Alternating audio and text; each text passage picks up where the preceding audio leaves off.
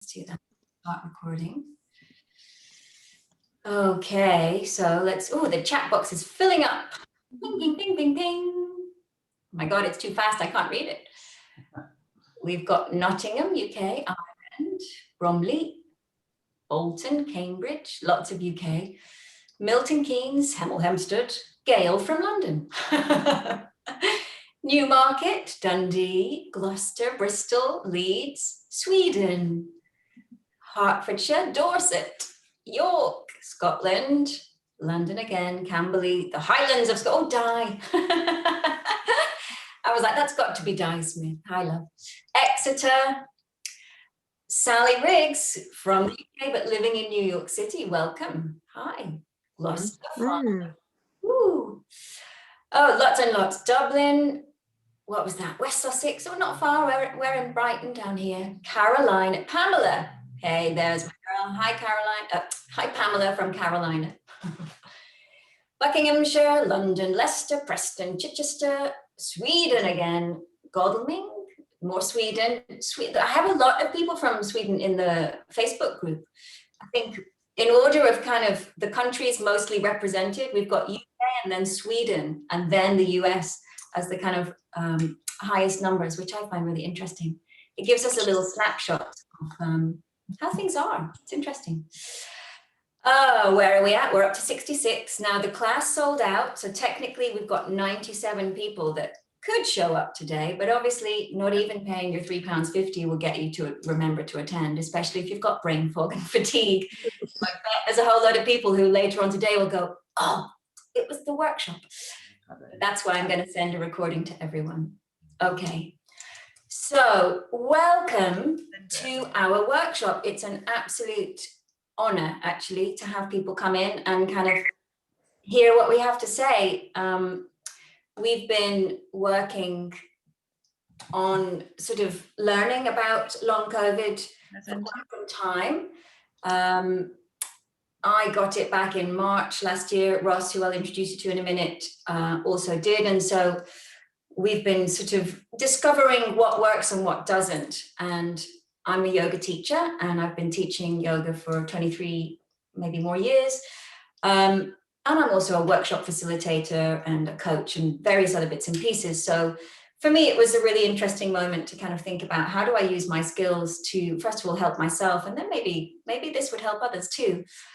But at the beginning of last year, January, I was a 47-year-old woman kind of going, I've lost my mojo. I'm a bit, I want to get much fitter. So the yoga that I'd been doing for a really long time wasn't kind of giving me that energy boost that it used to.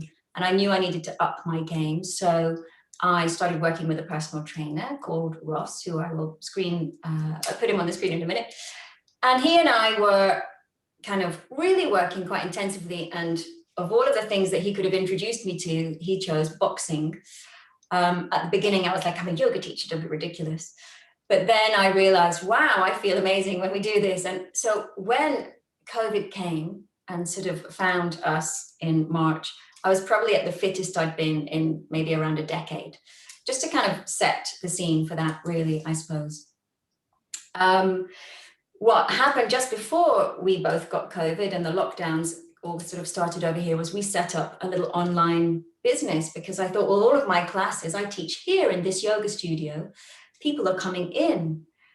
That's not going to work anymore. So took all of that online, and closed the door to my studio. And then the more I thought about it, I thought, well, the people that come to my classes, we're all kind of shut in our houses. We're going to need some fitness, and I don't want to stop working with Ross. So maybe he could also teach on the platform too. And we were talking about that. And he came on and started running some HIIT classes and bits and pieces. And then I thought, well, we're all going to go a bit crazy, a bit stir crazy, stuck in. And, you know, who knows what else is going on in our lives right now. So then we got mindfulness onto the platform. And suddenly we had this kind of online business, which had grown into something really, really quickly. And then I got really sick. But you'll hear more about that in a bit. But let me just introduce you to Ross. And he's actually going to tell you a little bit about his COVID experience to date. And let's hear from him. Here we go. Hi everybody, how are you doing today? A bit of a silly question that I know, but I hope all things considered you're doing good. Susie mentioned about brain fog there. I have to admit I'm definitely suffering with that today a little bit, so forgive me. I'm going to just give you a little bit of background about me and our journey together and having COVID and what that's meant for us. If you haven't already worked out, Susie is definitely the brains behind our operation, which I guess makes me the muscle, though she's catching me up quite fast with that one as well. So as Susie said, we met at the gym, we started working together. She showed immediate promise as quite a budding boxer. So we had this plan to take her pro and take over the world, get her to featherweight champion of the world. Didn't quite work out that way with COVID coming, sadly. Thank God, I think, actually. Still time. I still feel that we can Still do it. Okay. And then, like Susie was saying, we put our heads together, came up with this idea for 360 Mind, Body, Soul, and it's been an incredible journey. We've loved doing it. We've been learning along the way. The community that we've brought together has just been an incredible privilege to be part of. And as I said, having had COVID ourselves, it's been a really interesting journey in the sense that we can kind of relate to everybody and what you're going through. And I think that's what this is all about, really, is kind of sharing that information between each other, learning from our experiences and seeing if we can come together and come up with some kind of solution to make it better as best we can, right? So tell everyone what your symptoms were, Ross, because your journey's quite different to mine, and I think many people's journey, so many people's journeys are different with this virus. Why don't you just talk about what it was for you?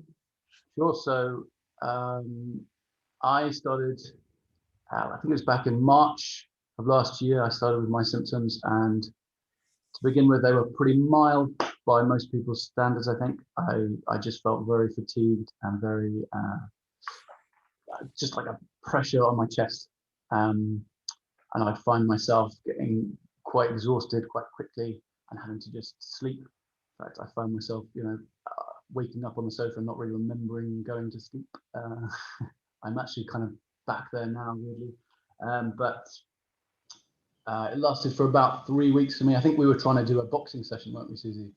And I was trying to run through it, and I just couldn't breathe. I just didn't have the oxygen, and had to sit down. So yeah, that was probably about for 3 weeks, and then didn't completely recover, but kind of that was it up until quite recently when we started looking at things for doing in January and trying to maybe change diets. That was the thing that I think maybe kind of triggered a relapse for me.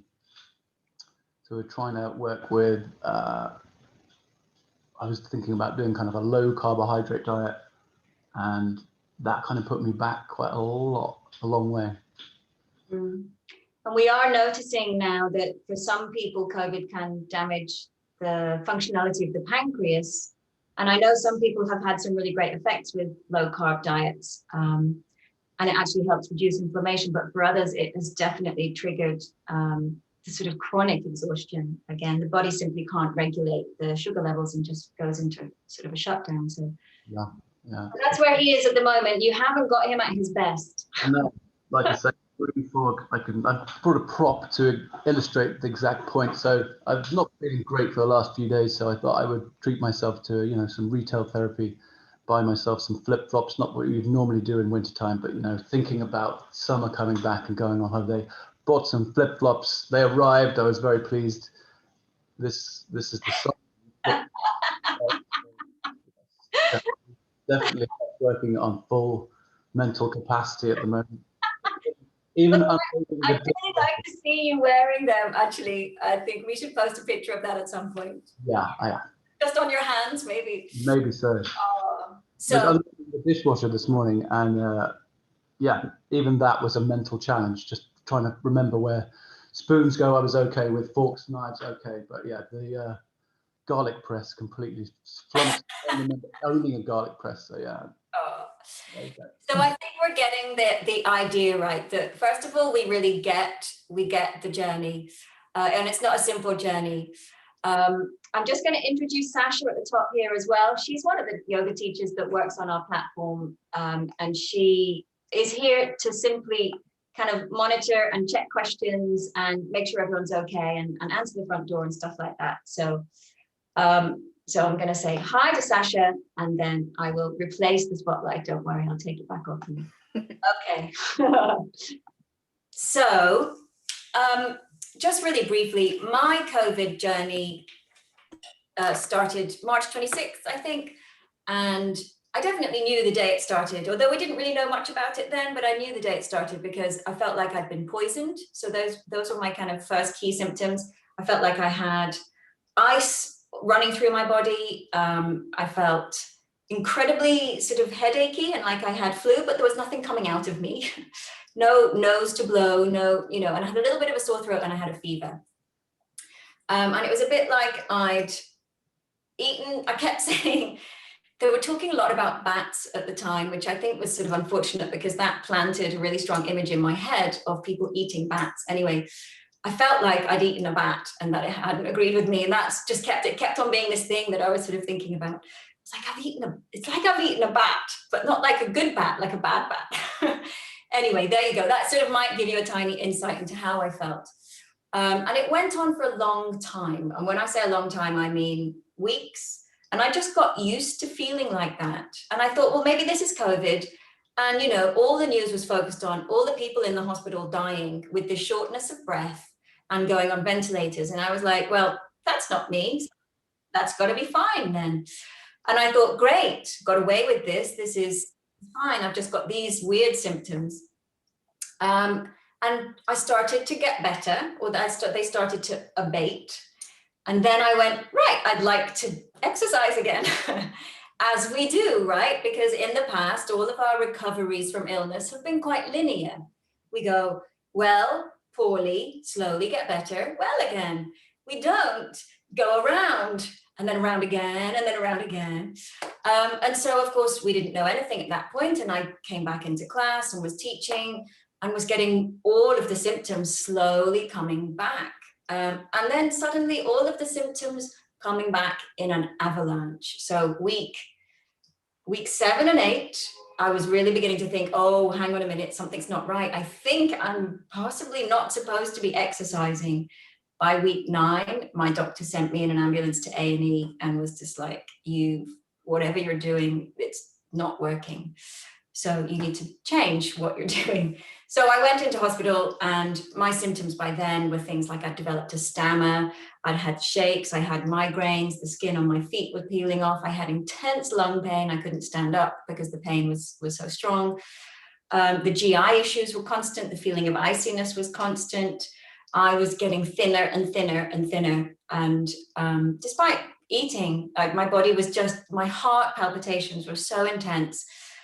Everything my body was doing was burning energy, and I just couldn't feed myself enough to kind of keep up with what was happening.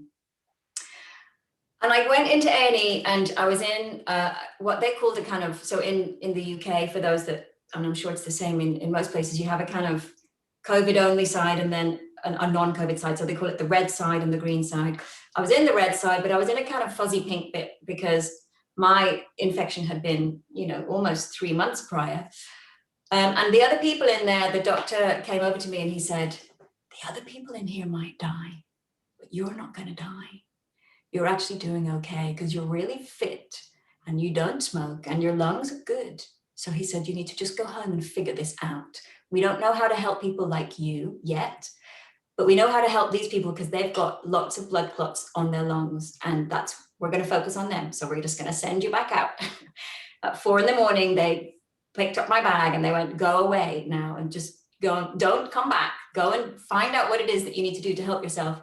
So I came back and went, okay, so what I'm going to do now is think completely differently about it. And like you guys, and I'm sure that's how we've all met, I was quite active by then on Facebook, trying to find out who else is going through this. What do we know? what can I find out from people? And what I realized is there was just a lot of stuff out there with people. I just realized you might be able to see stains on my hands. I was doing tie-dye this morning. It's not bruising. I did get a lot of bruising early on, but that's past now. So yeah, we needed to do something different because there wasn't anything really positive happening. Quite a lot of the Facebook groups were just full of, I'm really sick, and here's more notice about me being really sick, or my husband's really sick, or my child's really sick. And although that was really kind of fascinating to be associated with at the beginning, it also became quite overwhelming. And I just thought, my God, not only am I taking on my own journey, my own kind of grief about what's happening to me, I'm now absorbing the grief of the world. And this is intense.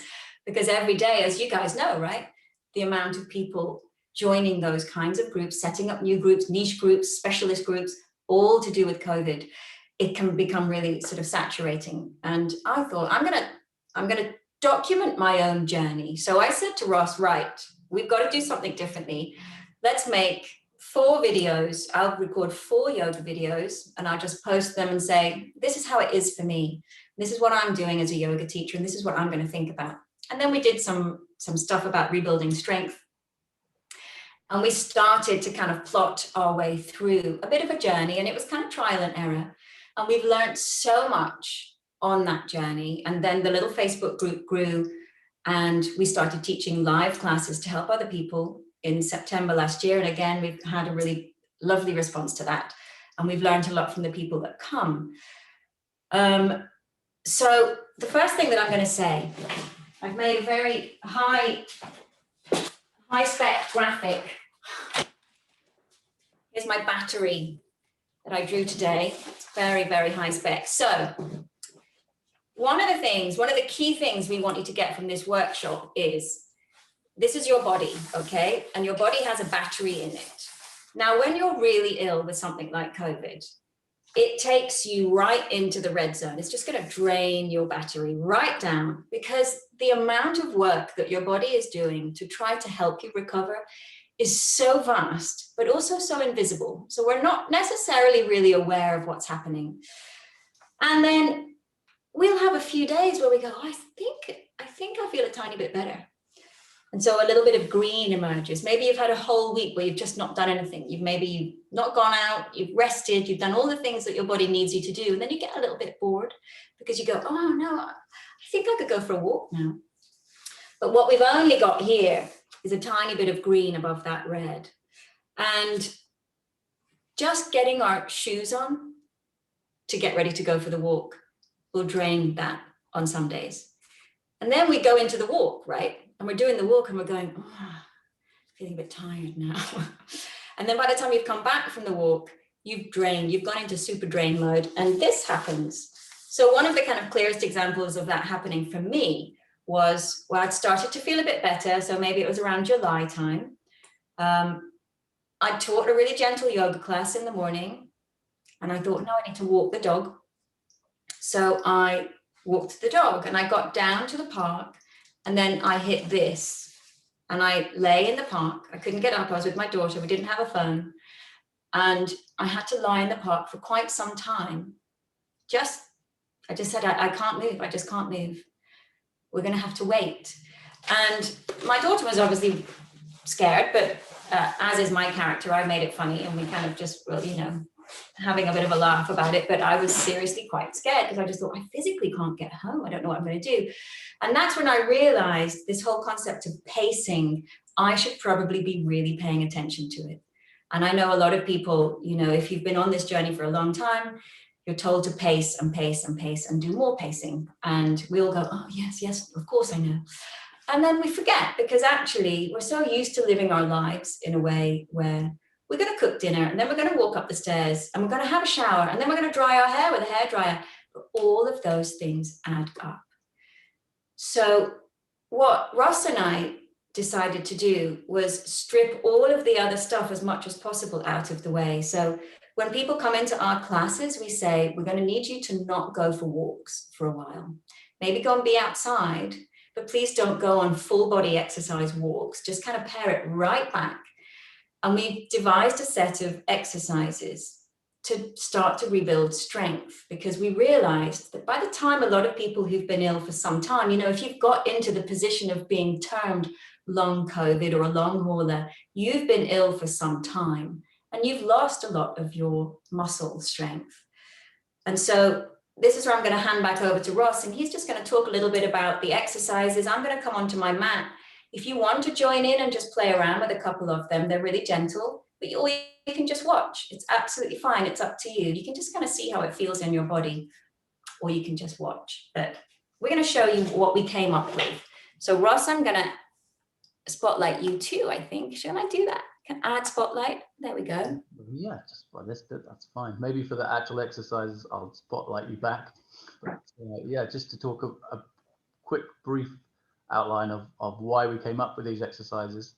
Because as Susie was saying, we all think about walking as a great thing to do. It is a great form of exercise, but you know, the problem with it is, as Susie was saying, you go so far, you can get stuck, right? So the idea with this is to be exercising in a space where we're safe. We can do as much or as little as we feel we're able to do.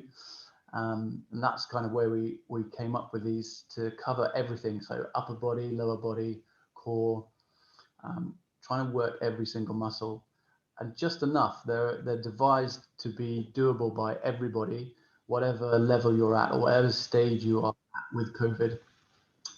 So we've got different levels from 1 to 3, 1, 2, 3, and a 1.5 now as well, that we put different rep counts in and slightly tweak the exercises to try and activate those muscles. But yeah, taking it really slow to start with. So if you do want to join in, guys, you're really welcome. Equally, if you just want to maybe watch for this part, that's, again, absolutely fine. If you are going to join in, then I'd recommend just getting some water close to hand. Make sure you have got a mat to work with, or at least a soft surface to lie down on. I'm going to spotlight Susie completely, I think, for this one, so you can just maybe hear my voice, but watch her. Let me just make her the spotlight. Okay.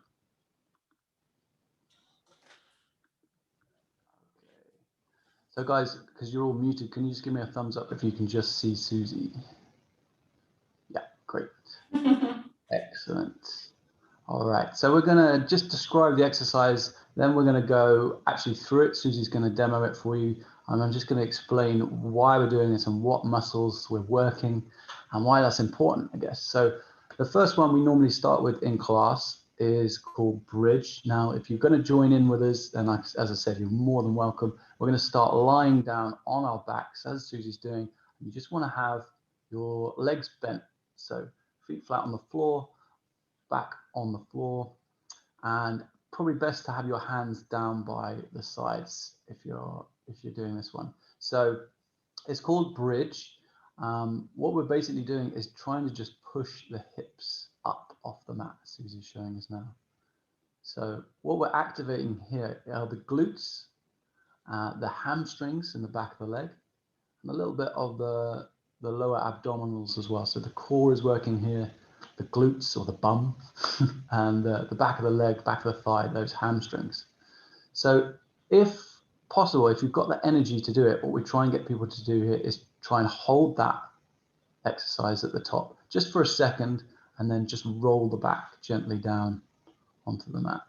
So if we're level 1, this is what we're doing today. We're just doing 4 reps. So I think you're done there, Susie, right? Yeah, I'm going to stop here.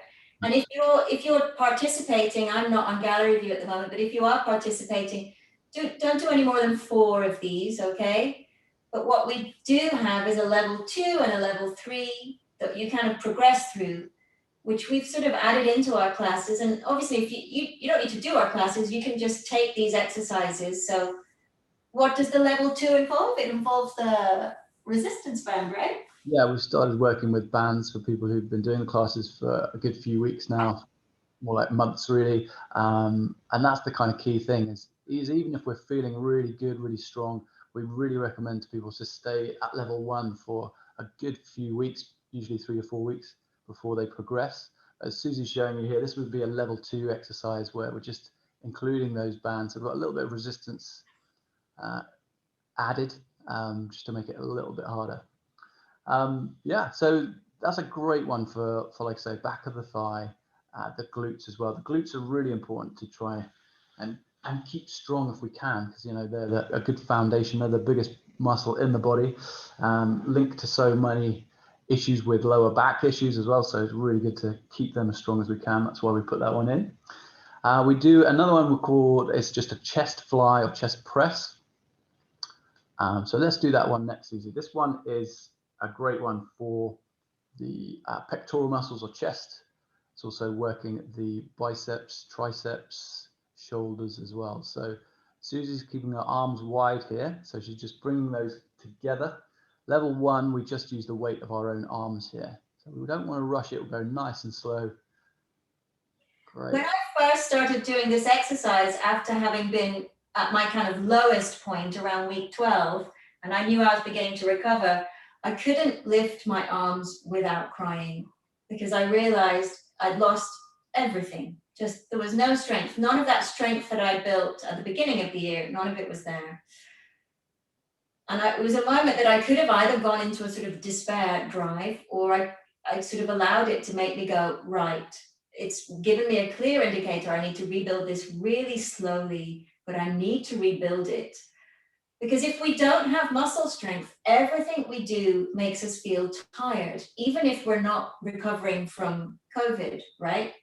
So the focus then for me, when I did this and I realized I couldn't bring my arms up without it making me feel so unwell, I realized how important it was for me to build muscle strength first before I did anything else. So this, I remember this exercise so much as being the one that made me cry. Yeah, that's a tough point to be at, and I think a lot of people can sympathize and empathize with that, Susie. But like you say, that's kind of what this is all about, is resetting our expectations, kind of throwing those expectations away and just starting again at a place which might feel kind of ridiculous to begin with, but because if you may have been super fit beforehand, or even if you weren't, you think about going for a walk and it being generally something we can do. But yeah, today is really about just accepting that, maybe knowing that that's a tough thing to accept, but letting the body accept that we need to start again, we need to rebuild, and really slowly and gradually, and that's the only way to do it. Good. We're going to go with another one for legs. So this is lower body exercise.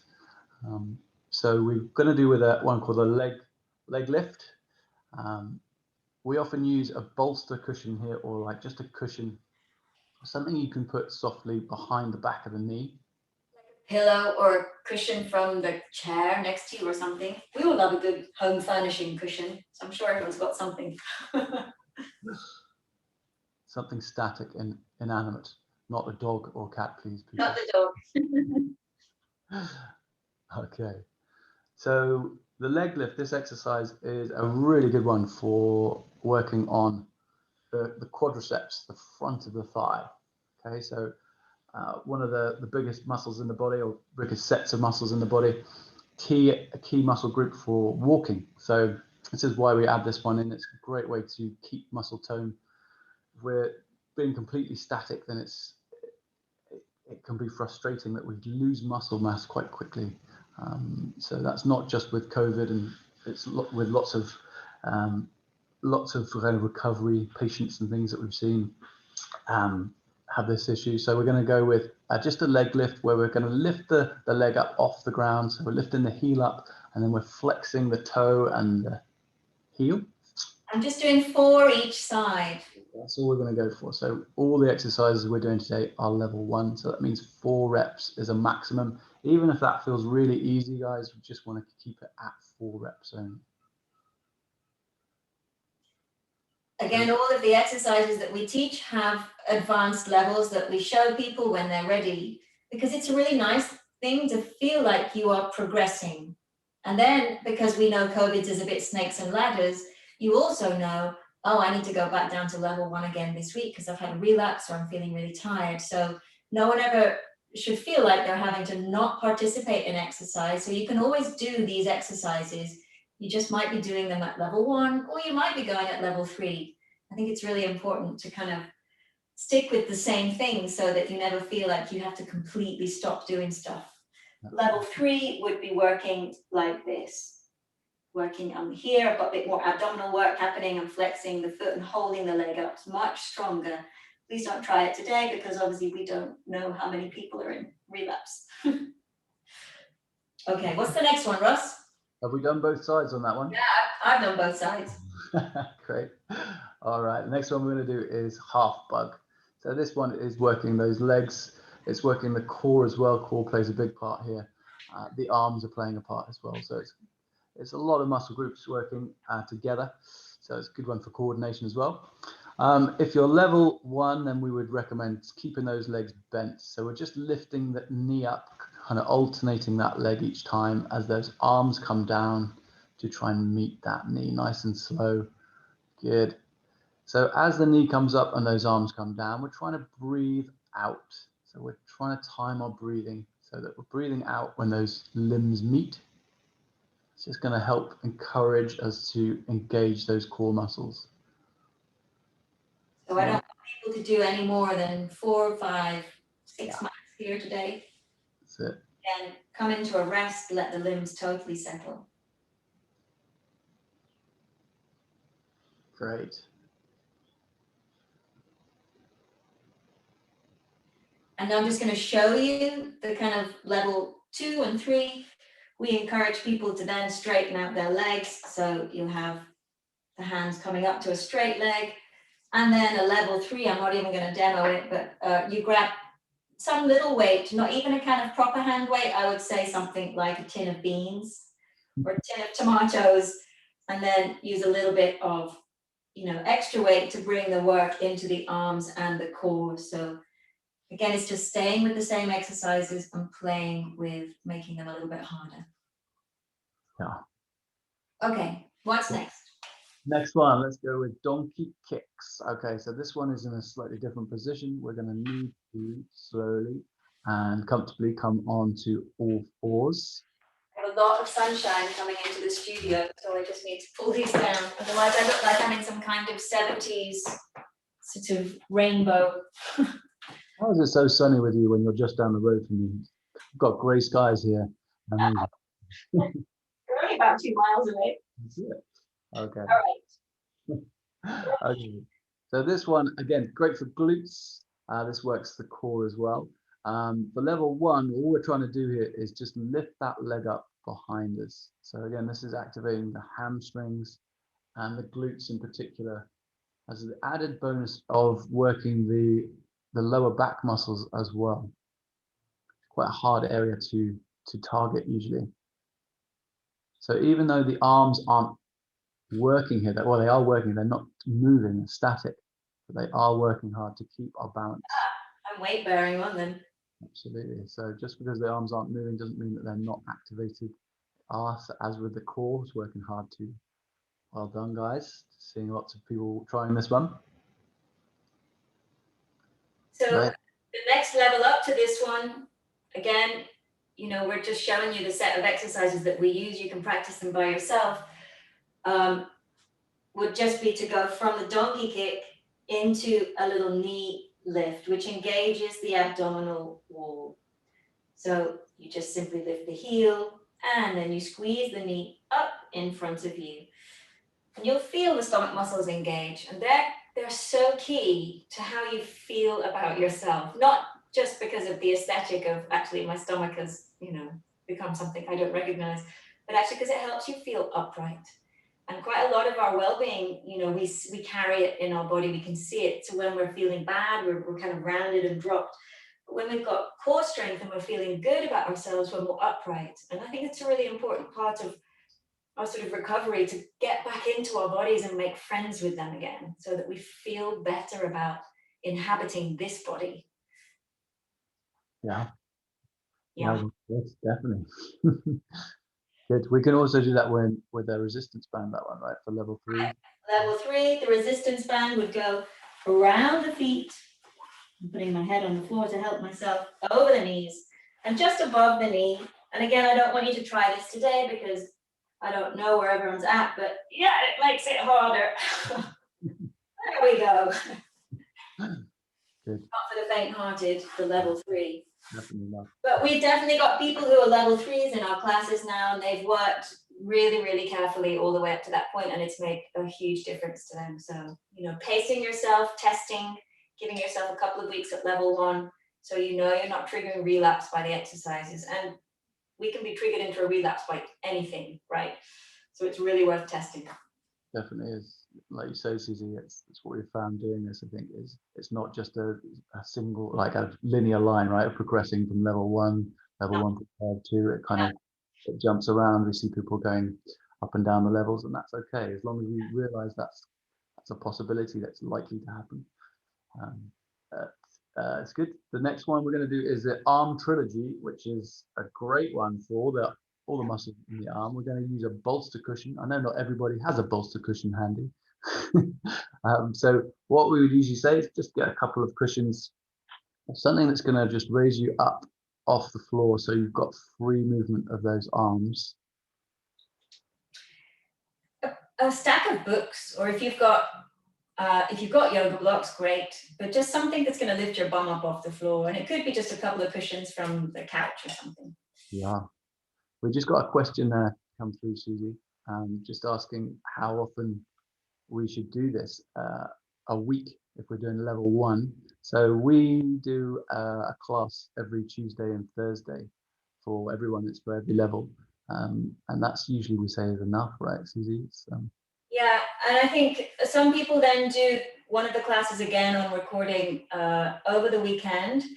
When you start, we would encourage you to do a class and then wait a good couple of days before you do another one, so that you can, we're doing that, practicing that thing of testing. How has my body responded to this?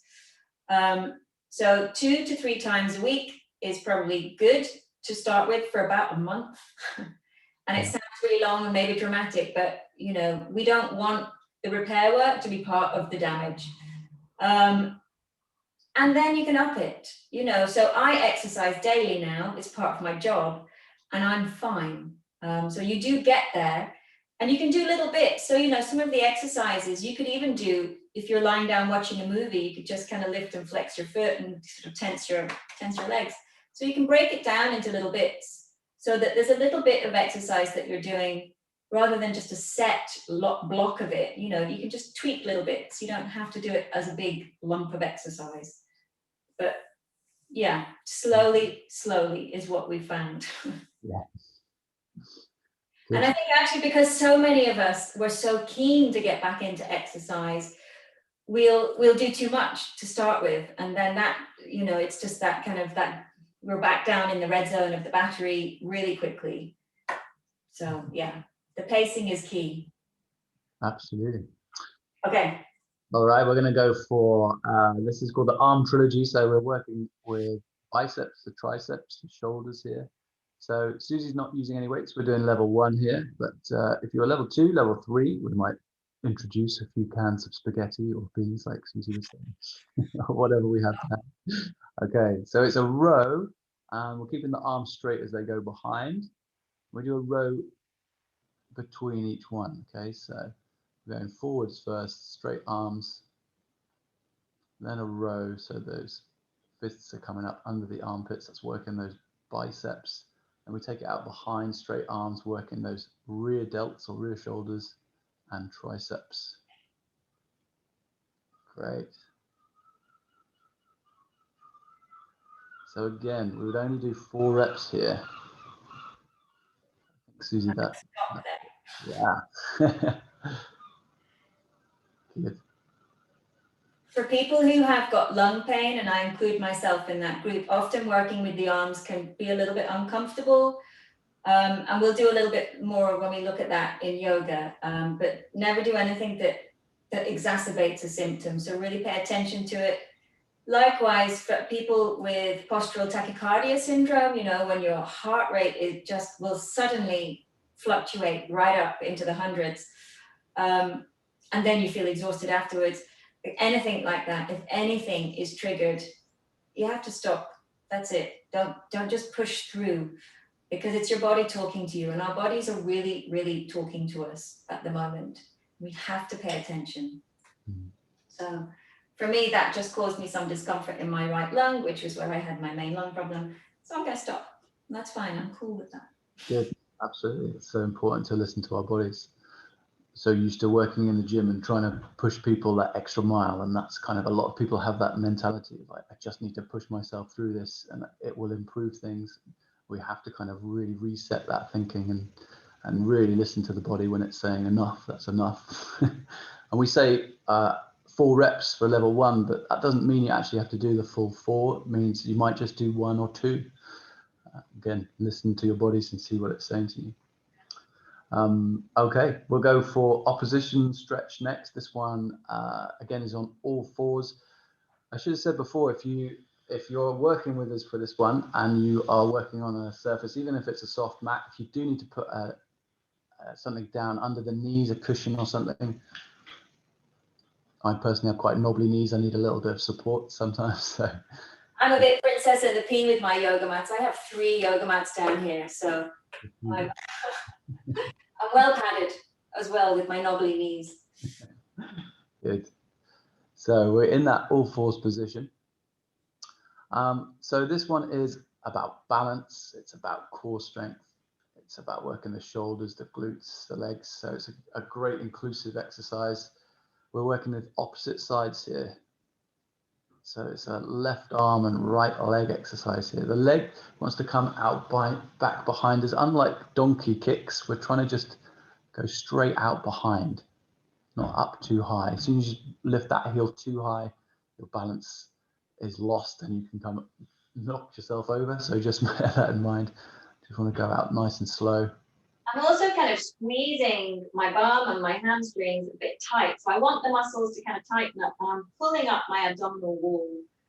So I'm encouraging the muscles that I want to work to actually work, Yeah. which is important. Great.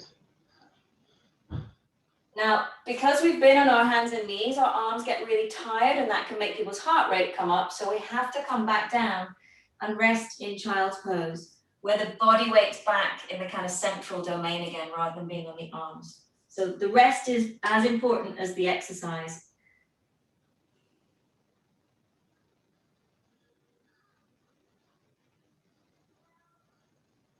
Okay. Great.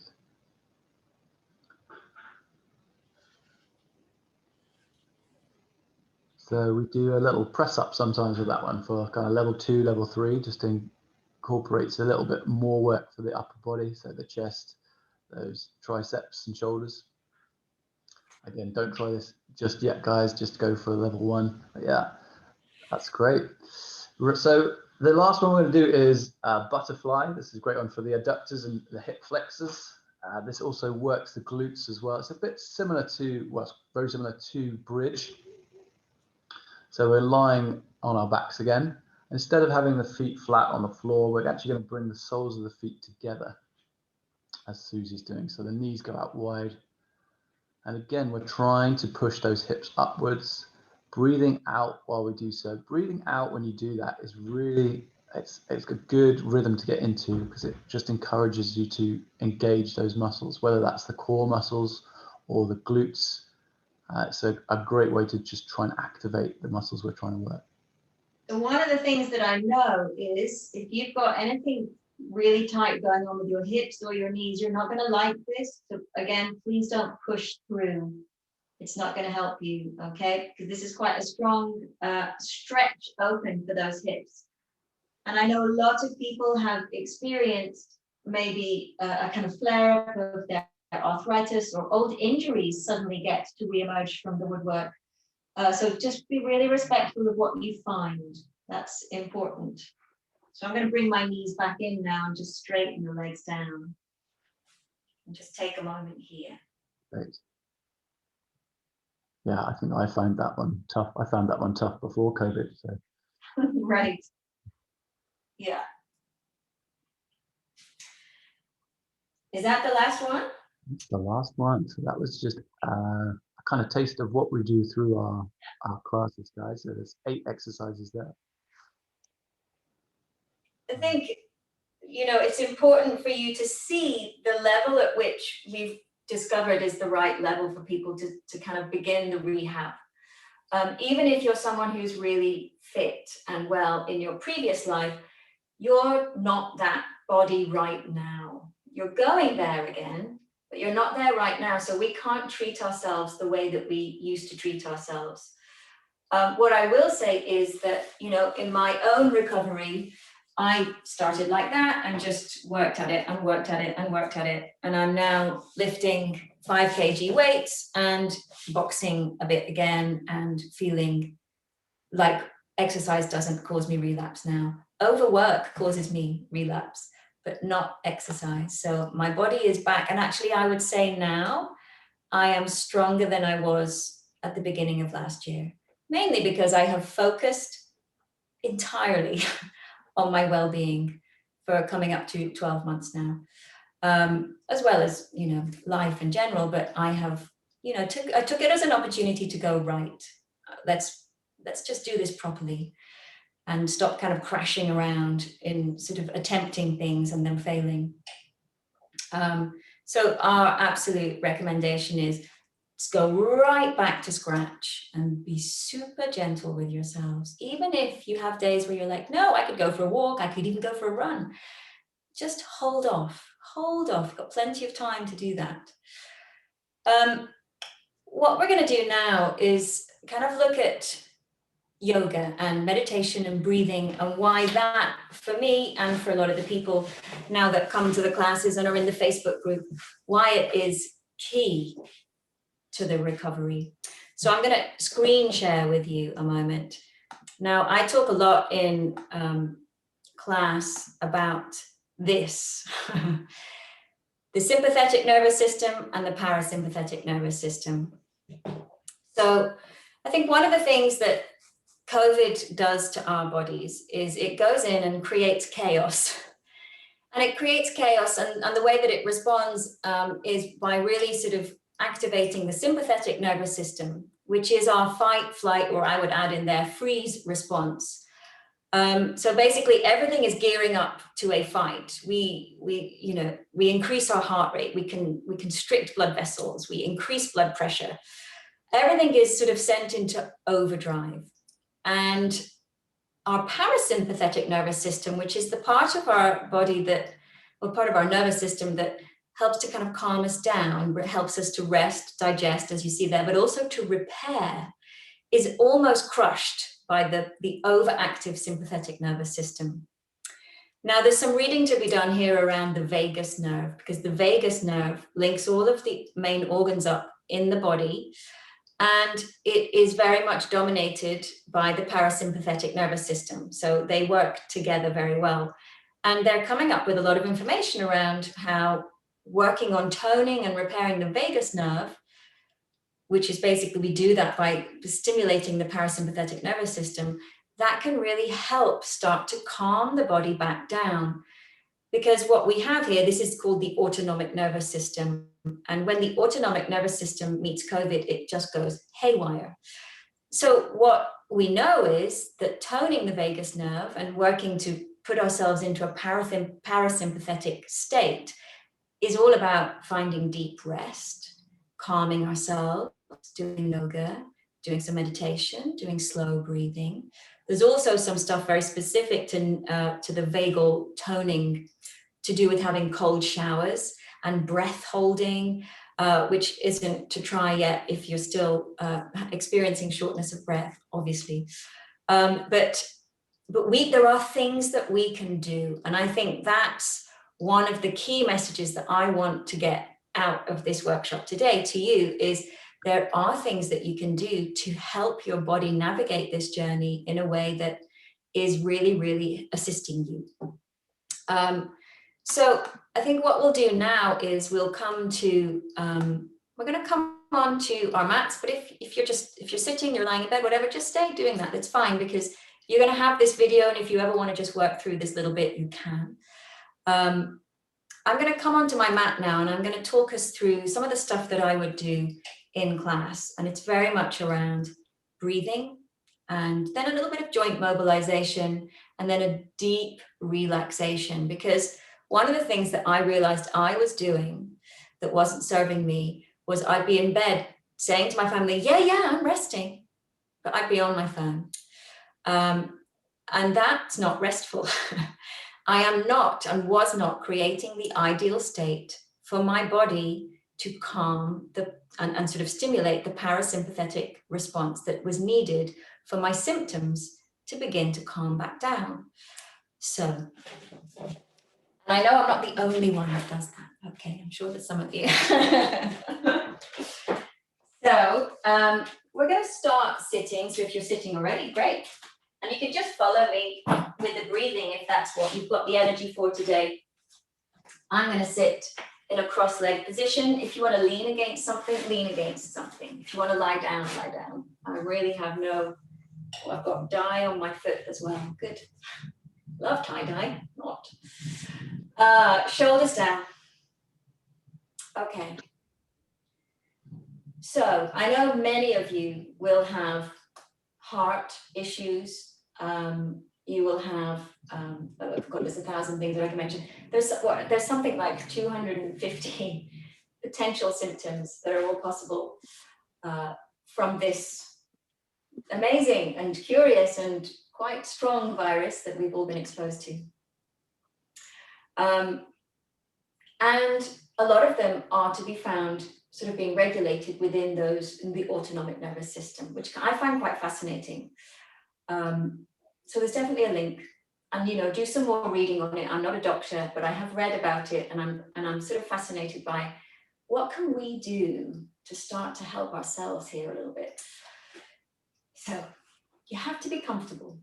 So if your knees don't like sitting like this, don't sit like this. Or if I just pull these two cushions in, take something and support your knees. Yeah, I see a lot of people grabbing for a little bit of support there. That's good. All right.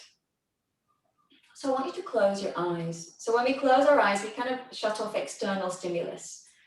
And I want you to do that. Just sit back, close your eyes. Let those shoulders drop down a minute. Let the jaw relax. Let the tongue settle in the mouth. And one of the things when I first started really doing this practice that I noticed was I hadn't really paid attention to how I was, like how I was. I was really focusing on my symptoms. And I realized actually I just needed to do a little bit of kind of soothing of me rather than going, oh, my heart's going crazy. Oh, my lung pain is bad. Oh, I can't get out of bed because my head hurts so much. And it was a bit like, okay, well, let me just check how I am. And what I realized was I was afraid and I was kind of shocked and I was lonely and, all of the things that have come with being our most unwell at a time when we can't reach out and connect. And we're not also getting help easily as well. So, those are really challenging things. So I thought, well, I'm upset actually about being ill. So the first thing that I'm going to do is try and help myself not feel so upset about it. And I thought that might help back then, and I think it's really helped right now. So one of the things that I want us to focus on for a moment is just how you are breathing. And I know that for many people, breath has become something that they're sort of almost struggling with or disconnected from. And I just want you to observe, how is it to breathe in through your nose? Does the breath stop in the top chest? How is it to try and breathe a little bit deeper down into the abdomen? Is that possible?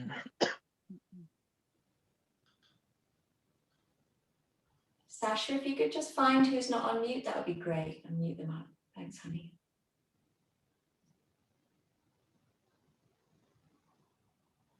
So when I think about my breath, on the days when it feels a little bit more constricted to breathe in, I just encourage myself to take a little bit longer to breathe in.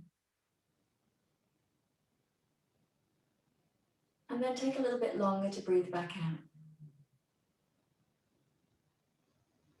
And that's it. That's all I want you to play with right now. Lengthen the inhale. Lengthen the exhale.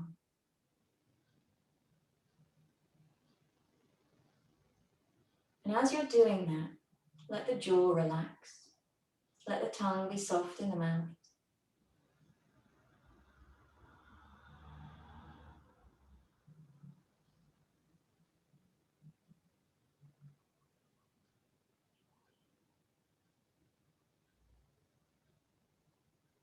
And I want you to notice how it starts to slow the mind down. If you want to, you can extend this exercise by putting a little pause in at the top of the breath. So I'm going to breathe in slowly. I'll pause a couple of seconds, and then I'm going to breathe out slowly. Let all of the air out. And just repeat that a few times.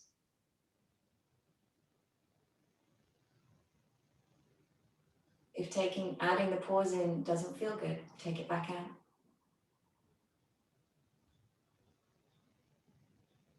And if you want to count it, breathe in for 4 slow counts. Hold for 4, 3 or 4, whatever feels right. And breathe out for 6. But again, if counting it and extending it a little bit with those counts doesn't feel right, just stay with what your body wants you to do, what you started with.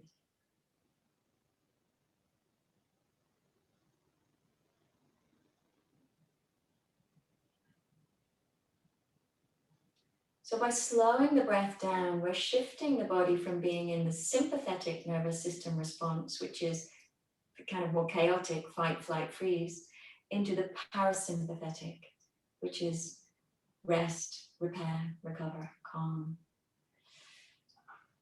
Okay, I'm going to come down to lying on my back.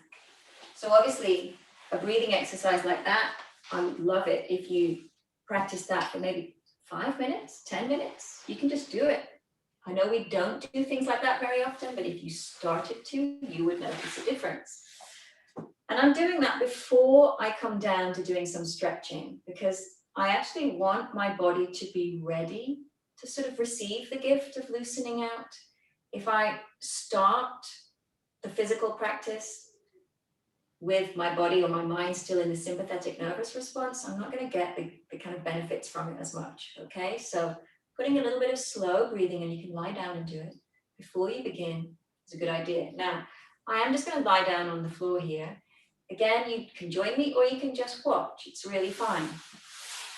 So we're going to do a little bit of stuff around joint mobilization here, because again, when we're inactive, when we're not well, costochondritis, a lot of people are getting this rib pain, the inflammation of the cartilage, and often that's due to inactivity or just an inflammation response, which is part of our COVID joy. We're going to have a little look at certain things that we can do to help with that. So I'm going to lie down. I have treated myself to the luxury of a blanket under my head.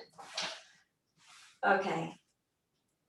So the first thing I'm going to do is just do one of the bridge, one rolling up and rolling down, because I want you to kind of check in with the spine. So again, if you're not doing this practice now, but you're doing it another time in the future, then great.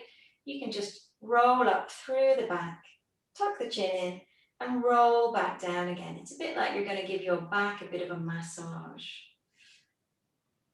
Okay, and then we pause. So after everything we do, we take a pause.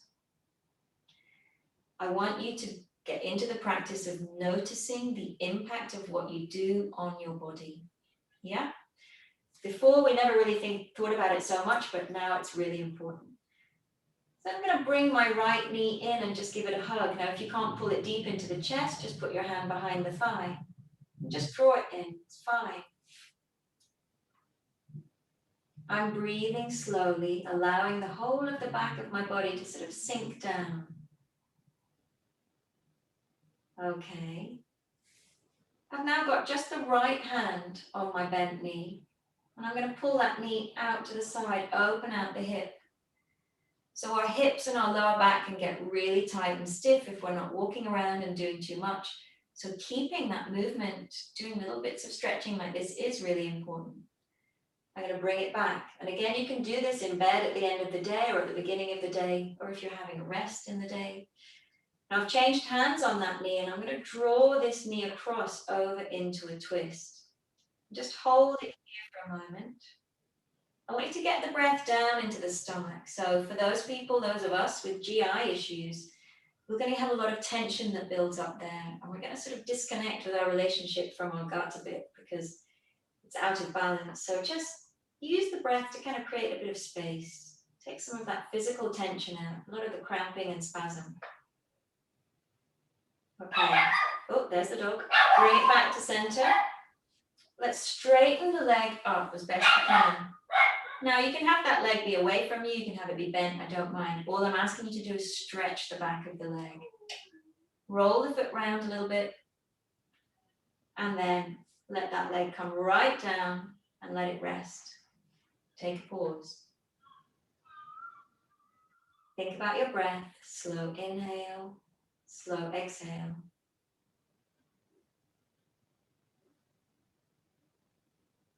Okay, so we're going to do the same thing on the other side. Let's bring that knee in, draw it in. Take a lovely slow full breath in and then almost sigh the breath out. So all the time we want to be encouraging the mind to let go of tension so the body can let go of tension. We want to be bringing down the adrenaline levels, reducing cortisol, shifting from sympathetic response to parasympathetic response.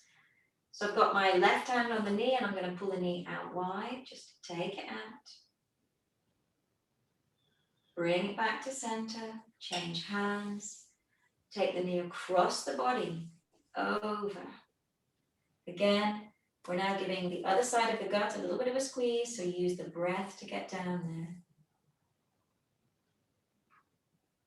Keeping that back arm down is good, because again, we're opening across the ribs, taking that shoulder out.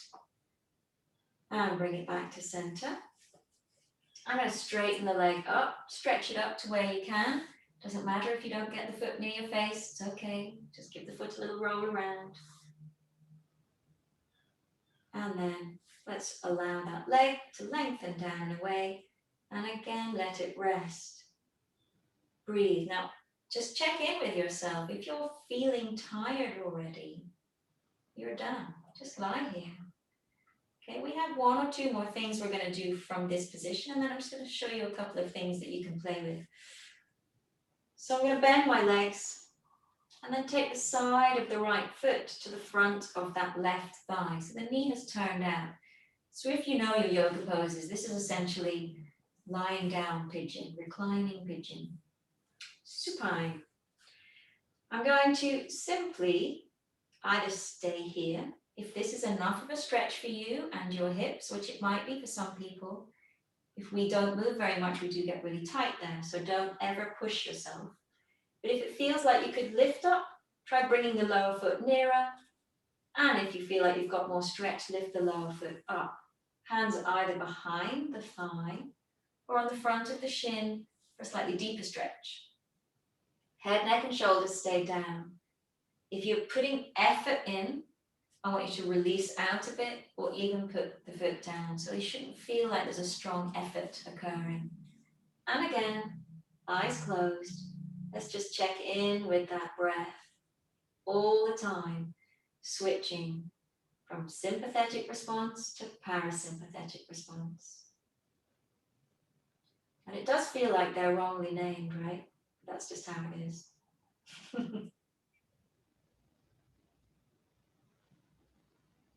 Okay, let's take a deep breath in. And as we exhale, let's release on that side. Now I'm going to let both legs rest before I do the second side because this is quite a strong stretch. Just rest. Breathing in, breathing out. Let's go with the second side. Bending the legs. Now it's really common for one side to be tighter than the other, so don't be surprised if what you find when you place your leg feels different. Again, I take a moment, making sure my knees don't complain or that there's no twinging or burning feeling. If there is, you need to slide that lower foot further away or even take the foot down. But if you're going to lift up, bring the knee in and then draw up. Just meet what you find there with acceptance. Yeah, we're not going to push ourselves. That's not why we're here. The rest of the body stays nice and relaxed on the floor. All right, deep breath in and release. Let's bring it back down. Okay, again, both legs come into full rest.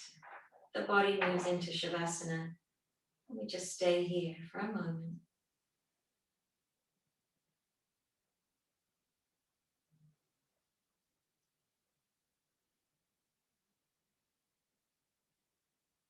All right. So now I'm going to bend my legs and have my feet on the floor. And we're going to do a little bit of something for the tightness around the ribs that is really common. It's common because our breathing is affected so much by COVID for many people, not everyone, but many, but also because we're simply not mobile as much as we were. And our breathing and our shoulders and our spines can become tighter and the muscles tighten. So I've got my hands on my legs and I'm just simply going to inhale and stretch the arms back over my head. All of that was on a nice long breath in. And I'm going to breathe out and bring those arms all the way back. Just let them rest, elbows down. I'm going to do that 2 more times. If you don't feel like doing it 2 more times, just sit this one out. Breathing in. So I'm opening the intercostal muscles, tucking the chin in, and breathing out. I'm going to do it once more. Breathing in. And breathing out. So my arms are feeling like they've had enough, so that's good. I'm just going to stop now.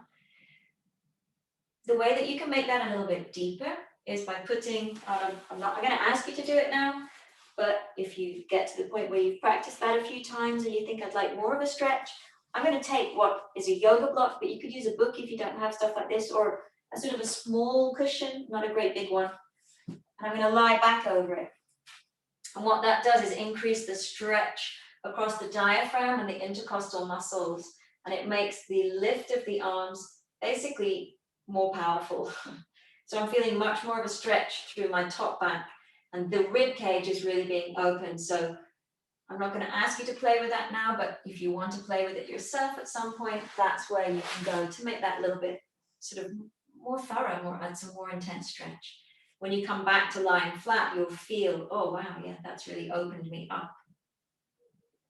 Another thing that I want you to kind of play with me now doing, because this one is pretty easy to work with, I want you to get either a couple of cushions or a pillow that you fold in half, and I'm going to show you a really lovely twist. So if you are getting that kind of lower rib pain, so one of the things that I think I'm understanding about costochondritis from having done a little bit of research is when the back ribs get a little bit more fused, and if you've been lying in bed a lot or really inactive, it's really easy for that to happen. What happens is they sort of they move slightly, and then they cause more friction in the cartilage around the front of the rib cage, which then creates inflammation. So you could get pain sensation anywhere around the ribs, and sometimes we can confuse it with lung pain. So I know that I've spoken to my doctor a few times about the pain in my lung, and he was like, are you sure it's not costochondritis? From what I know about it now, I'm pretty sure that it's definitely not. Anyway, there's a lovely stretch that I teach in class, which is a really great stretch for you to just do at the end of the day. You will need some support. I'm just going to move my stack of goods out of the way here. I'm lying on my left side. I have to think for a moment. And I've got my right knee up on my bolster. Now, the right height is for your knee to be about the same height as your hip bone, okay? So if your knee is too low, you're going to have a super powerful stretch going on, and I don't want you to do that. I want you to have a supported stretch, okay? You can see I've given myself the luxury of a cushion under my head. Treat yourselves, guys. Let's go crazy. So I've got my right hand, it's on my right knee, and I'm going to take a deep breath in. And as I exhale, I'm going to draw that arm across my body, and I'm basically opening my arms out wide. I'm going to turn and look along that back arm. Slow inhale, slow exhale. And you'll feel the rib cage open. It can be quite strong. So don't worry if you're thinking, oh, I don't want to stay here. You just bring your arm back and let it rest on the side of your leg. And just have the head look up at the ceiling. You're getting a little bit of a twist. But if you can take the arm out, do that and send the breath right down into the abdomen. And then bring the arm all the way back. Now, normally in class, I would encourage people to do that 2 or 3 times, but we're not going to do that today, but you get the gist. We are going to do the other side, so we're fairly evenly balanced. So come on over to the second side. I've got my back to you, but I know that you know what you're doing. So again, same hand as top leg. I'm just going to inhale and then exhale to move into that twist. And again, you might find one side is tighter. For me, I always do. My left side is always tighter. Doesn't matter how many years of yoga practice, that doesn't make a difference. And again, I'm going to breathe and focus on creating a bit of space. I want to start loosening up the back ribs. But I've also got this lovely stretch across the hip and the thigh. So there's lots and lots of good stuff happening here. It's not just about your ribs. Okay, we're going to take a deep breath in. And then bend the arm and bring it all the way back to center. Okay. So I feel always the need to take a deep breath into my back ribs when I come out of this stretch. So if you feel that too, do that right now. All right. And now I'm going to talk you down into my kind of deep rest state. So everyone joining back in here. Now, you have to make sure you're warm. So that's crucial. Otherwise, the body's having to work hard to keep your temperature regulated. So get a blanket over you or a jumper or a mix where you've got socks on or something cozy. I'm super warm in here today. Not quite sure why, because it's normally freezing. But I'm going to lie on my back. Now, I have got the bolster underneath my legs. There's a little bit of extra special niceness. You don't have to do that. You might have a pillow that you put under. You might just be lying on your bed. But get yourself comfortable is what I'm saying. I'm going to shrug my shoulders down, lengthen my legs away. And let the back of my head just lie on the cushion or the floor. What I will encourage you to do is not have something super big or deep underneath the back of the head, because that's actually going to close in around the throat. Oh, I don't really want that. Just a light lift is good. All right. Close the eyes. First thing I want you to do is just scan through the body in your mind's eye. And notice what there is, what you find. You might notice some of your symptoms talking to you. And I think one of the key things about your recovery is accepting that what you find is what you find. And that this has happened to you, and that you need to really look after yourself in a new and quite different way. And that's probably the biggest thing that I've seen in all the conversations I've had as the biggest challenge for people. I have people get in touch with me quite early on in their COVID recovery journey saying, when can I start exercise? And I'll say, probably not until quite a while. And they'll come back and say, well, okay, anyway, thanks for your advice. And then they'll come back about 2 months later. Hi, so anyway, exercise. Yeah, it didn't really work out. And it's that moment where they come back and go, I think I've accepted that what you've just said might be true. It's a big thing. It took me a while to get it to. So if you're noticing any symptoms, just allow them to be. It's just your body communicating with you. It's okay. We're here to give it what it needs, which is a nice taste of rest. So we're going to come back to that slow breath that we were doing. I want you to breathe in for as long as feels good for you. I'm not going to give you a count. I just want you to breathe in. I want you to hold the breath in for a moment or two.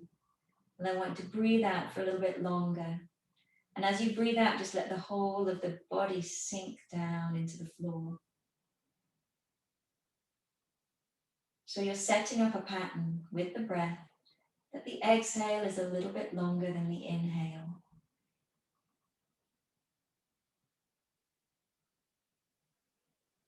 And I want you to keep that breath going, and I'm going to talk you through a kind of full body relaxation.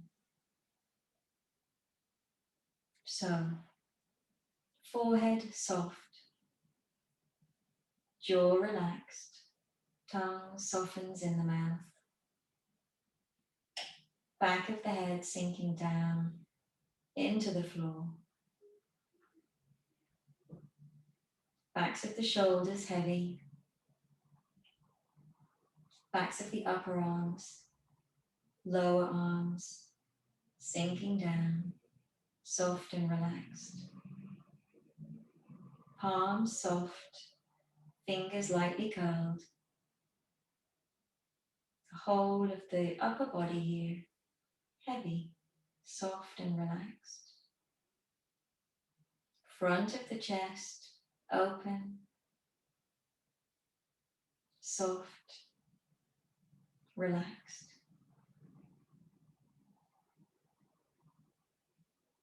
Abdomen, free of tension, softened, relaxed.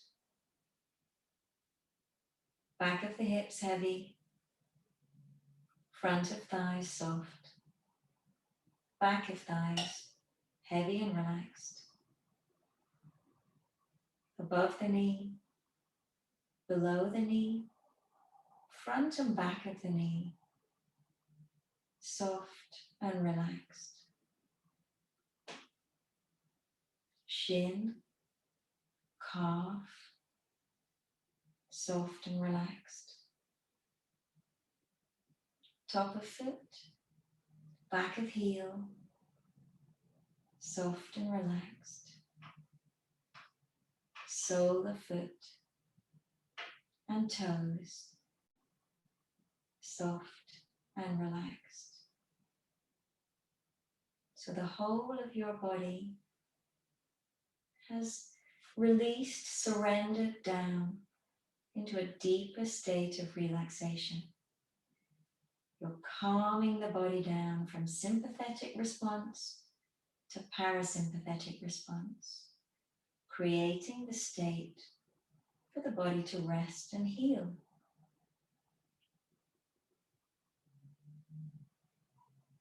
And now the mind, slower, calmer. Those thoughts that move around constantly, just moving to the outside edges of your awareness, taking them out of focus a little bit. They're less important right now. There isn't anything else you need to be doing right now other than this. All the time, that slow breath moving in,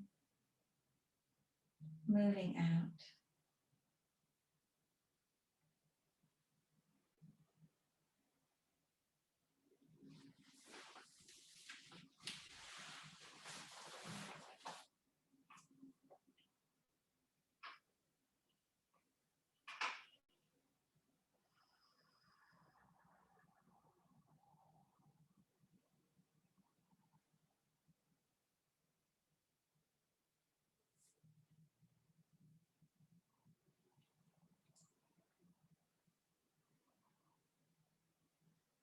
Okay.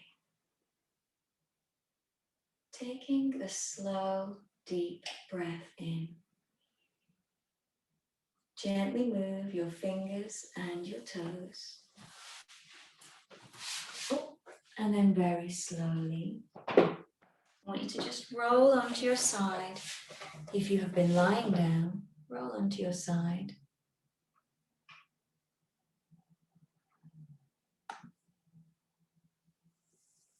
And then from your side, open your eyes, refocus, and carefully, gently push yourself back to a sitting upright position.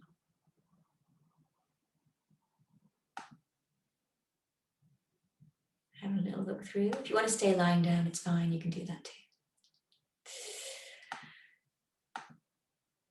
So, the work on the mind is really important. Because I know that for me, and I know many people, I get lots of people in touch with me through the Facebook group, talk about their mental health being really affected by this journey. And that's for many different reasons, not just because we've got this version of a really scary virus, but also because of the chemical imbalances that are happening in the brain. So it causes the serotonin levels for us in us to sort of drop. So there were definitely times for me around June, July, August of last year where I could just be doing something and then suddenly burst into tears, and I'd be like, what the heck just happened? And that was a kind of, a crash, a serotonin crash. And then I'd sort of recover again. And it was a sort of a mini roller coaster of my mental health as well as my physical health. And I know that that's quite common. And one of the things that I've just managed to set up this week, which I feel super, super pleased about, is Oxford University have gone into partnership with us at 360 to put a hugely discounted mindfulness course on for anyone that has long COVID. So they've kind of tailored some of their content for us, for our group of people, because there's quite specific needs. Because I just think the mental health side of our recovery is possibly one of the most important parts of our recovery. We need to be mentally okay for our bodies to kind of catch up with us, right? We can't be feeling anxiety, despair, depression, and expect our body to recover. So they need to go hand in hand. But you can find a bit more about that if you want to look on our website. And it's run by the Oxford University Mindfulness Centre. We've got the big boys in for us, which is great. So they know what they're doing. But if you don't want to do our sesh, then there are lots and lots of mindfulness courses. And I would highly recommend you thinking about, what am I doing for my mental health right now? And, is it the right thing? Am I doing enough? And, you can even look on YouTube. There's a whole bunch of stuff out there. But if you can be part of something as well, I think that helps us. So I know one of the lovely things, Jo signed up for it. She says at the bottom, it looks brilliant. Good. One of the things that I love about teaching the live classes, and I know Ross and I both talk about this, is that we taught at the end of one of the groups on the Thursday, we actually talk and we share stories, and people come with ideas and things they've tried, or, things they want help with. And even if you can't be part of something live like that with us, then just find a group of people that you can connect with and share, because this is one heck of a journey we're on. And it's scary and weird. And a lot of the people that we're spending our time with, our lives with, are a bit like, are you better yet? No, actually not. So, taking care of your mental health as well as your physical health is so important. But guys, we wanted to have just the last bit for questions. And so I still don't understand pacing, Pamela. I hear you. What you have to understand, I'm going to get my battery back. Where's my battery gone? I've hidden it. Oh, here we go. So here it is. This is your body. This is your body with COVID, okay? So our phone batteries would normally be, when we charge them, they kind of go to the top, right? We never really think that it's going to run out super quick unless your phone is really faulty and you need a new phone. But basically our phones are faulty. And I'm aware that every single thing that we do takes energy. And so what you have to understand is that if you've only got a little tiny bit of green juice in your battery, every single thing that you do is going to be draining that. And I'm talking about everything. I'm talking about getting out of bed. I'm talking about going to the kitchen and getting water, going outside, doing something, seeing a friend, having a conversation, even thinking, it's all going to drain your battery. And so pacing essentially is understanding that if your battery is really, really low, you have to manage your expectations around what you're doing. So don't just think about, so if you're really in the grips of this, so there's lots of things being written at the bottom there, I'll just come to them in a minute. If you're really in the grips of this and you're having a kind of relapse, don't think about exercise as being something that looks like that happens on a mat. Think about exercise as being taking the bin out or making your bed or having a shower. It's all exercise, okay? And it's all going to drain you. And I think that's, for me, the simplest way of explaining it. And I hope for that, Pamela, and you can come back to me, Pamela, privately about this, because I know we have contact, but really, really understand you've got to rest, and everything that you do, we would never have thought about it before, but everything that you do will drain that battery into the red. And if it goes into the red too much, relax. You can't get out of bed. You are done. Yeah, like me in the park. I'm sorry, I can't get up. I just cannot physically get up. That's where I was. So, okay, does that help? Where are you, Pamela? I think I can see you. Yeah.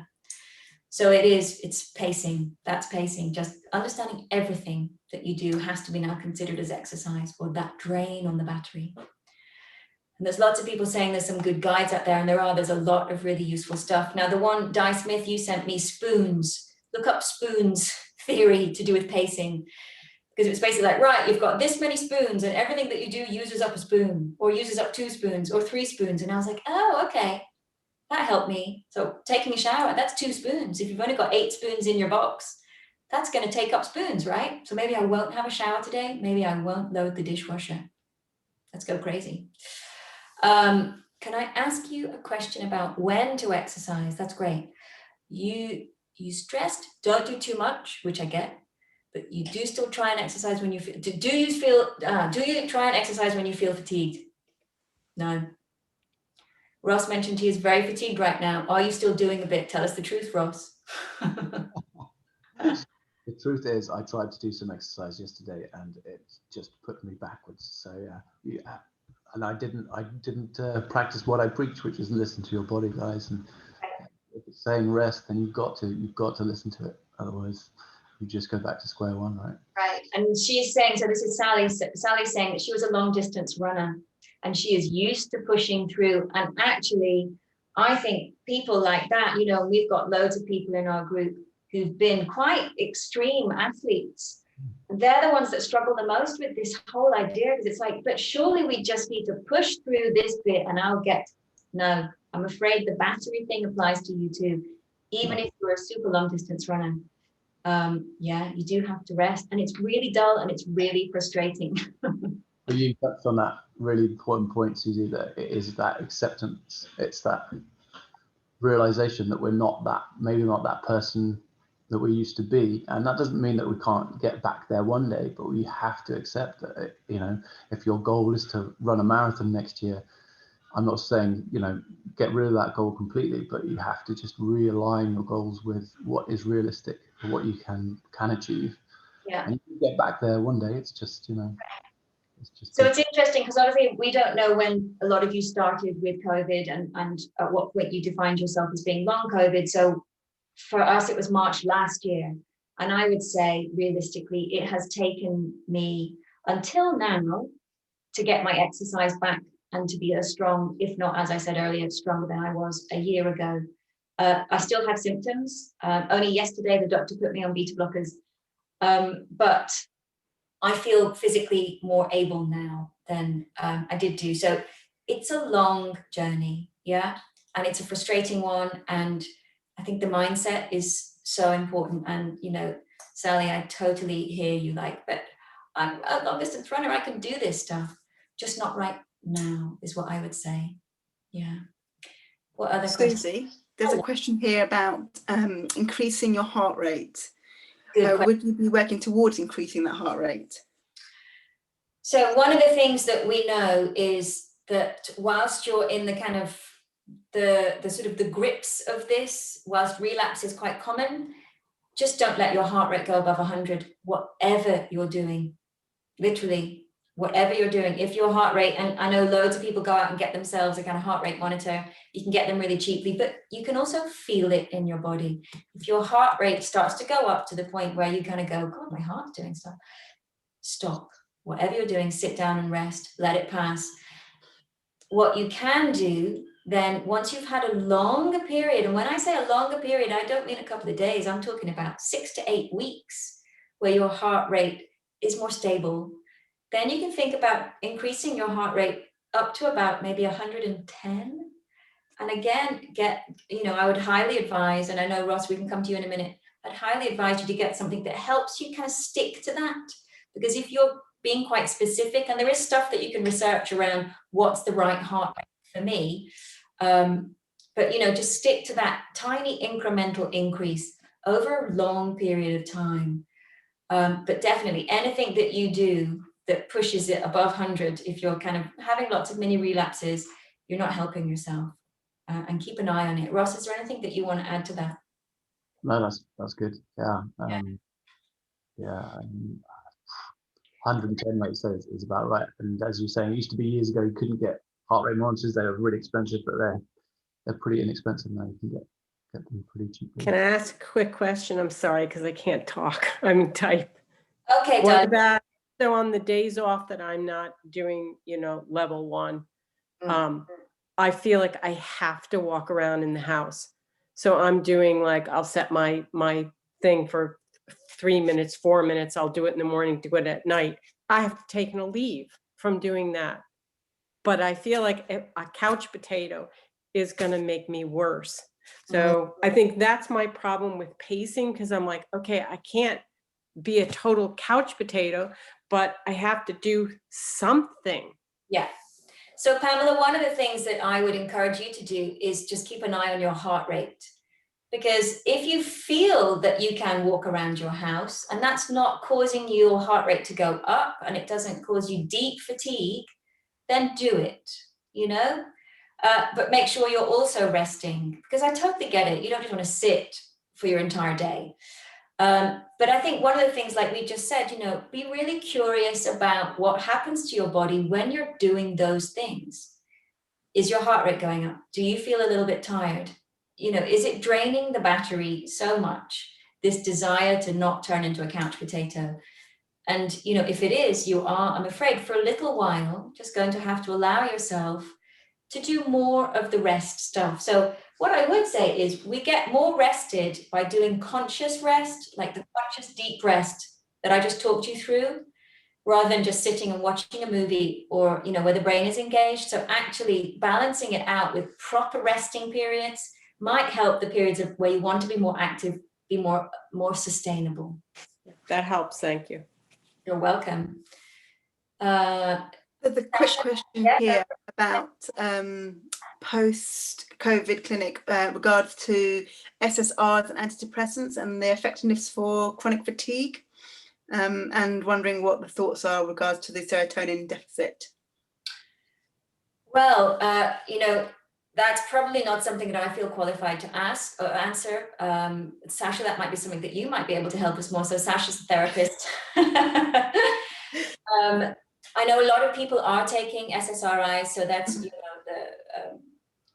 why don't you tell us a little bit about what SSRIs are, Sash? And they just increase obviously your serotonin level to a level where you feel that you're more competent to be able to kind of carry on with life.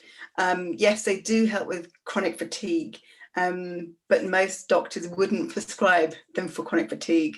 They would describe them for depression, but obviously with depression comes chronic fatigue. So it depending on what comes first, either chronic fatigue or the depression. So yes, they do help with serotonin levels, often known to help with serotonin levels. But if they help with COVID, again, that's kind of something you need to talk to your kind of doctor about, and about how you then feel, what symptoms you have as well. Well, I think one of the things that people are finding the Facebook groups really useful for is kind of going, who's taken SSRIs to help with, the fatigue and the inevitable kind of depression, and just asking around. And I know that, by trial and error, we can make these decisions up for ourselves, because it's quite difficult to get information on this at the moment. But I definitely know of people who have taken them and it has helped. So, and I know a lot of doctors have just gone, oh, take SSRIs, for God's sake, you're really depressed and I don't know what to do with you, let me just give you some. And it hasn't helped them. So it's got to be something that you spend some time researching on. And if you think it's right for you, talk to your medical provider and see what they say.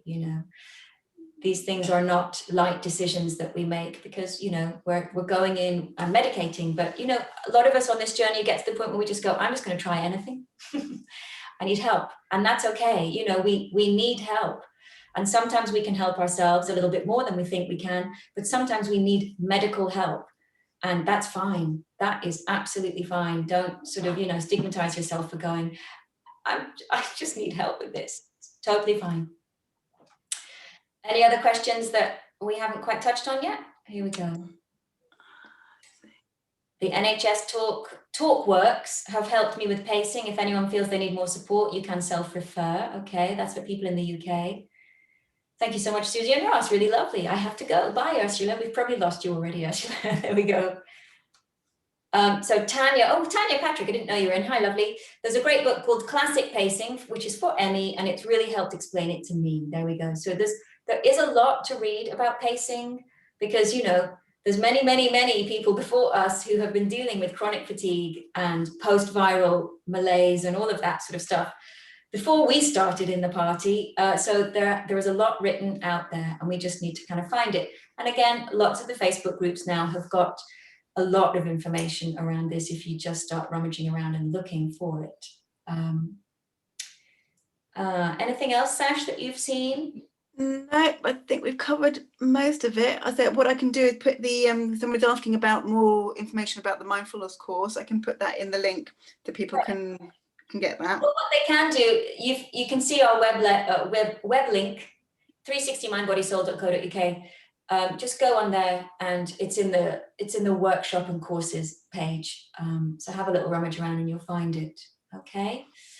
Tanya says, I hope you've restarted carbs, Ross. Show them your banana. He's got a banana next to his chair there.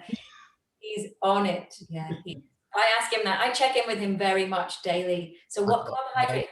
Own personal carb watch. Yeah. Like the carb police. There's some lovely, lovely messages here. So guys, I'm hoping that we've kind of covered it. Let me just check. We made a little list of things we needed to have said. Before we all go, what did we need to have said? It's a different approach. Beware of the days, the dangerous days are the days when you feel more energetic, right? Those are the dangerous days. You need to have a good month of them before you start going, hey, I know, I'm going to do that Zumba class that I used to go to. No, wait, you have to have a whole month at least, for sure. What from your list, Ross? Anything there? Well, someone said something about hitting a wall a little bit earlier. Question that they progress and they're getting back into the swing of things, and then they feel like they just come right back to square one. And I know what that feels like, and I think there's a lot of people who can sympathize and empathize with that. That's unfortunately we do go through these cycles. I'd say what you could try is, instead of going up in stages like that, maybe go to that point where just before you're at that level when you take it up a notch, actually go down, then come back and just stay there, and then do that maybe 3 or 4 times before you then try and take it up if you can. Yeah, that's a good point. But also building muscle, you know, and I can't stress that enough. I've got so many different hand weights in my yoga studio now, because I really realized how important it was for me to rebuild the muscle first before I did anything cardio. So that's transformed me, you know, and I've got biceps again now, which feels kind of cool. I'm 48 with biceps. Woohoo! What else from that list? Well, Pamela was saying about that, about walking around on the days off that she's not doing the level 1 stuff, or maybe swap walking around the house for maybe just sitting on the sofa. I know you say you don't want to be a couch potato, but building muscle, talking about that, it might be better just to stay where you are, sitting or lying even, and just tense each muscle. Just, you know, just activate those leg muscles, the core. Just give everything a squeeze and just release. Instead of walking around and using the heart and the lungs, maybe it'd be better just to try and activate each muscle. Great, thanks, Ross. And then the deep rest is, I cannot stress how important that is to get the body regulated. Yeah, so hopefully that bit is clear. And you know, how many of us are good at doing deep rest? Probably not as many of us as we should be, but really giving yourself time. If it's 10 minutes, great. If it's 15 minutes, great, where you're really just talking yourself down. There's loads of apps where you can kind of have a nice guided meditation, but just do it rather than think about it. I know it's really easy to download the app and then not use it. Just use it, okay? Because you need to shift out of that sympathetic, chaotic response into parasympathetic calm. And guys, you know, there is a lot that we can do to help ourselves. And I know not everything can be helped by what we do, but there is a lot. And when we start to help ourselves and we notice a difference, we feel like we're more empowered again on our recovery journey. And that is so key. That is so key. Because, you know, so much of this is at play here. So hopefully that's all made sense to everyone. And Guys, it's been lovely seeing you all. I recognize so many of the names from the Facebook group. I see people blowing kisses. Thank you. It's really lovely to have you here with us. I'm just going to say thank you so much. And, you know, check out the website if you want to know more about the mindfulness course, or just go and find a mindfulness course. But beware doing anything that's not specifically focused around COVID stuff, because you might find that your needs aren't quite met. So have a good afternoon. We've taken up lots of your time, and pacing is everything. And even thinking about paying attention here, that's taking up energy too. So I'm going to say goodbye and kick you all out, because I want you to sign off and go and have a rest. Pace yourselves. Take care. Thanks so much for showing up, guys. It's been an absolute pleasure, and I hope it's been useful. We'll see you soon, hopefully. Take care. Oh. Bing, bing. My numbers are dropping down. That's a nice dog, Jennifer Syme. Beautiful. Okay. So let's just do that. And we'll do that. Ping. Great. Hey guys.